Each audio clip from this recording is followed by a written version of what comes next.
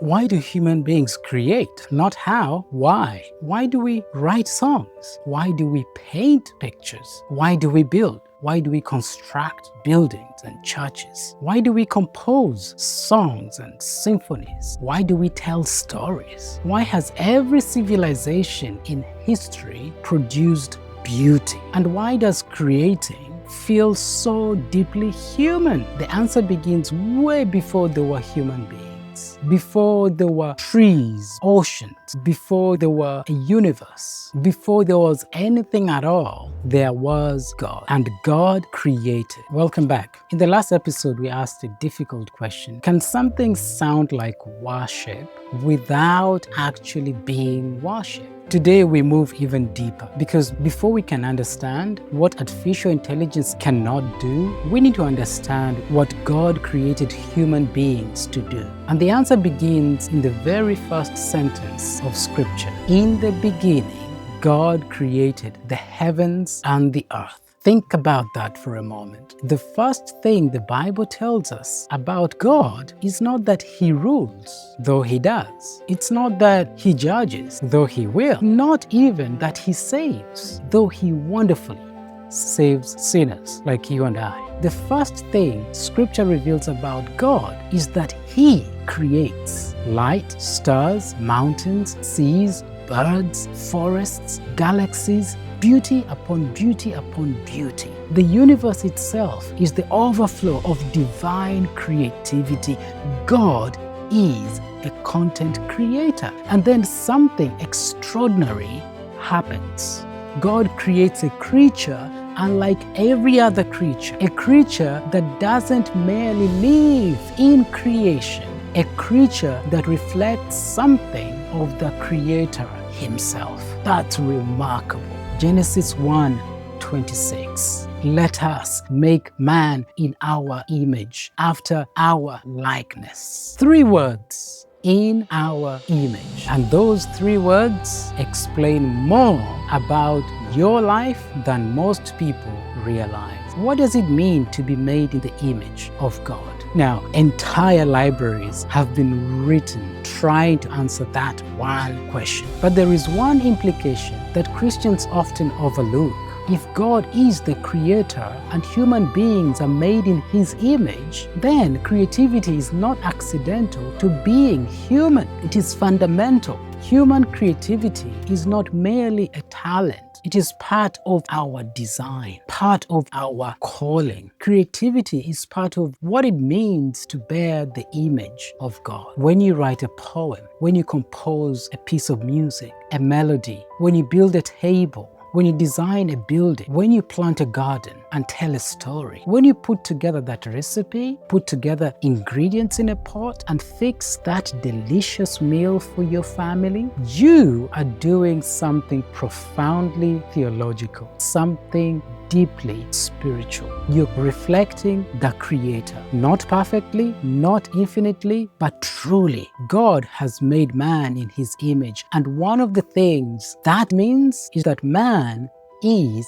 creative. That means creativity is not reserved for artists. Every image bearer creates. Parents make and create homes. Teachers create understanding in their students. Pastors work hard at creating and crafting sermons. Builders create and make structures. Entrepreneurs create businesses and create solutions. Musicians write and create songs. Give kids dirt, give them mud, give them clay or sand. They will create all sorts of things. Why? Human beings create because human beings bear the image of a creator. But hey, Scripture takes this even further, because God doesn't merely tell us that creativity matters. He gives us a living example. Let me tell you a story of a man most Christians have never heard of, and his story changes everything. His name was Bezalel, and if you've never heard of him, you're not alone. And yet he may be one of the most important people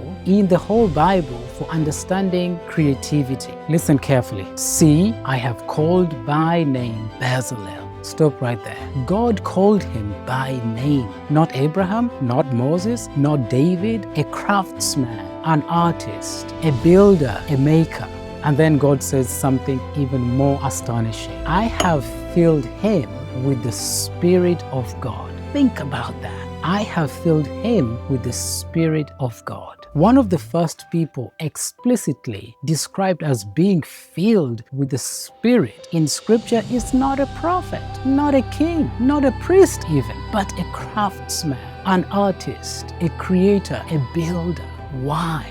Because what he was making mattered to God. The tabernacle would become the place where God's people encountered his presence. Every thread, every carving, every piece of gold, every artistic detail was designed to point towards the glory of God. Notice the pattern: called by God, filled by the Spirit, creating for God's glory. This is not creativity for self-expression, you see. This is creativity as worship. And that distinction matters more than we often realize. Now, hold Bezalel in your mind, a spirit-filled craftsman creating beauty for the glory of God. And now, place beside him a modern music generator, your favorite. Immediately, we notice something important. An AI has never been called by name. An AI has not been filled with the Spirit. An AI has not entered covenant union with God. An AI has not been redeemed. It has been trained on data, and that difference is not technical, it is theological, it is spiritual. Psalm 33 says, "Sing to him a new song." There is something fascinating about that phrase, a new song. Throughout Scripture, the new song is never merely a recently composed song. Not at all. It's not the new hit. It is the song that emerges, that arises from the fresh experiences of God's saving power. The song of those who have been delivered, who have been forgiven. The song of the redeemed. The song of those who have encountered their Almighty, the Creator of the universe. Israel bursts into song after the Red Sea. David sings after deliverance. The redeemed sing before the throne. The new song is the sound of grace experienced. And this is where the distinction becomes crucial. An AI can generate lyrics about forgiveness, but it has never been forgiven. It can generate lyrics about redemption. It has never experienced the Redeemer. It can generate lyrics about grace, but it has never received grace. It can generate lyrics about worship, but it has never and will never worship. AI cannot sing the new song because it has never lived the story that gives birth to the new song. The issue is not whether AI can produce impressive outputs. Clearly it can, way better than many of us. The issue is whether creativity is merely the production of content, or whether it is something deeper, something covenantal, something spiritual, something theological, tied to what it means to bear God's image. A worship song is not ultimately valuable because it sounds beautiful. A worship song is valuable because it arises, it wells up, and it emerges from the worshipers, from people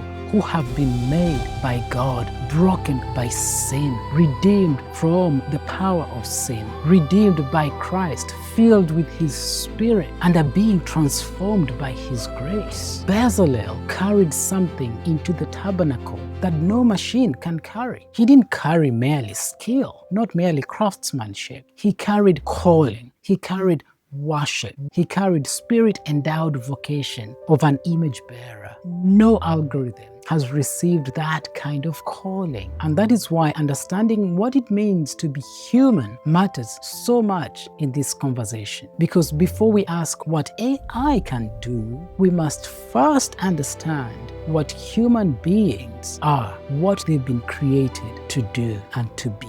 But hey, a difficult question still remains. Even if creativity is sacred, even if worship comes from the redeemed image bearers, even if human creativity carries theological significance that machines cannot carry, does God actually care how He is worshipped? Or is sincerity enough? Does God have the right to determine the way He is approached? Or we may offer Him whatever seems best to us. As long as we're being sincere, as long as we're being authentic, That question has shaped centuries of Christian theology, and it stands right at the center of this debate we're exploring today. Because the next question is not merely who worships. The next question and issue is whether God Himself determines how we worship, how worship should be offered. And that takes us into one of the most neglected principles in all of Reformed theology, a principle that may fundamentally change how we think about AI-generated worship. We will explore that in the next episode. Until next time, remember, you were not merely created. You were created by the Creator, and that changes everything. See you in the next one.